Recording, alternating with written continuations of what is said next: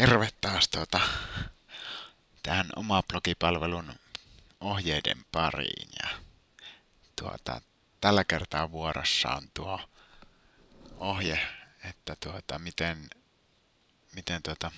kuvan saa tuohon omaan blogiin laitettua. Niin ensimmäisenä pitää kirjautua tuonne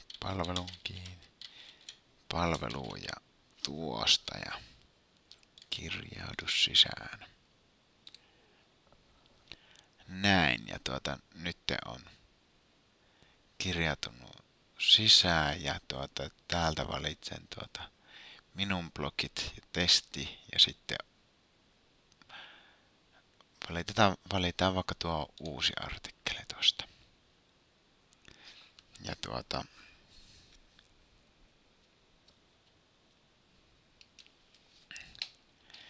laitetaan otsikoksi testikuva.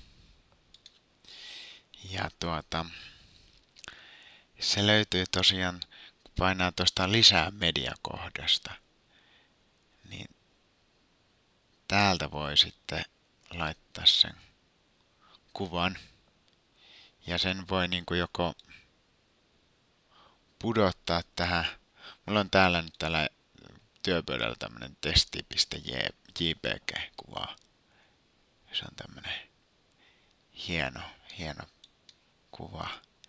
Ja se voi joko pudottaa tähän, taikka sitten valitse tiedostot ja sitten tuosta valita se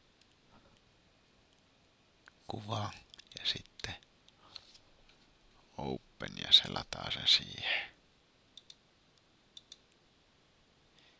Ja sitten sen jälkeen valitsee täältä, että lisää tekstiin. Ja jos katsotaan tätä graafista puolta, niin se on siinä.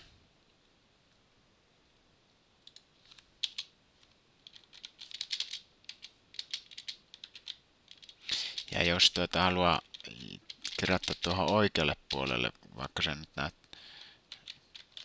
Joo, kyllä se onnistuu tästä. Ja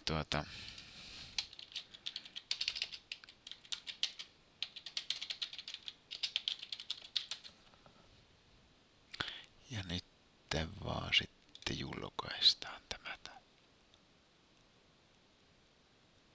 Ja tuosta näkee, että näytä artikkeli. Niin se on sitten tässä löytyy. Ja jos menee tuohon etusivulle. Joo, no tässä on vähän eri lailla tämä, mutta tässä on se artikkeli, niin se löytyy sitten. Tuosta se kuva.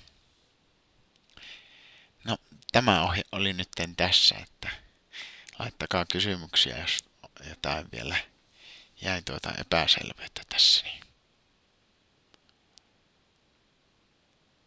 Tietty. Joo. No ei tässä muuta sen enempää. Palataan seuraavan kerran sitten seuraavassa jutussa ja kiitoksia katsomisesta.